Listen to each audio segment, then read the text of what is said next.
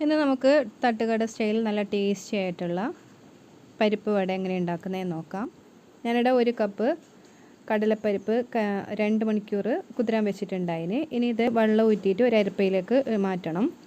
ഇനി ഇത് വെള്ളമില്ലാതെ ഒന്ന് അരച്ചെടുക്കണം. അപ്പോൾ കുറച്ച് ഒരു 1/4 കപ്പ് നമുക്ക് ഇതൊന്ന് മാറ്റി വെക്കണം. അതിന് ശേഷം ബാക്കിയെല്ലാം അരച്ചെടുക്കാം. അരച്ചെടുക്കുന്നതെല്ലാം ഒന്ന് ക്രഷ് ചെയ്തെടുക്കേണ്ടത്, നന്നായിട്ട് അരയണ്ട. ഇനി ഇതൊരു ബൗളിലേക്ക് മാറ്റാം.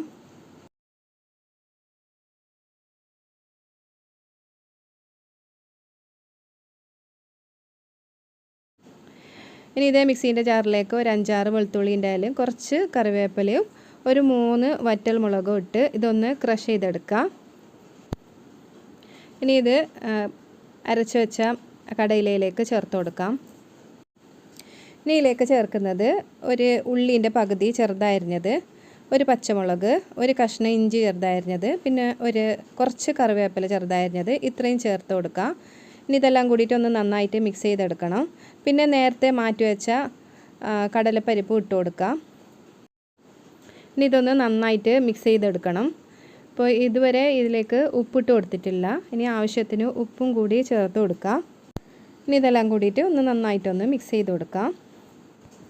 ഇപ്പോൾ നന്നായിട്ട് മിക്സാക്കി എടുത്തിട്ടുണ്ട്.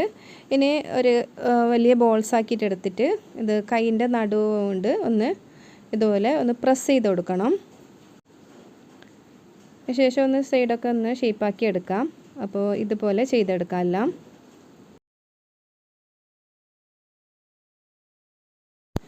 അപ്പോൾ പരിപ്പ് റെഡിയാക്കി കഴിഞ്ഞിട്ടുണ്ട്. ഇനി ഇത് ചൂടായ എണ്ണയിലിട്ട് ഒന്ന് ഫ്രൈ ചെയ്തെടുക്കണം. അപ്പോൾ മീഡിയം ഫ്ലെയിമിലിട്ടിട്ട് ഫ്രൈ ചെയ്തെടുത്താൽ മതി, ഹൈ ഫ്ലെയിമിൽ ഇട്ട് കൊടുക്കണ്ട.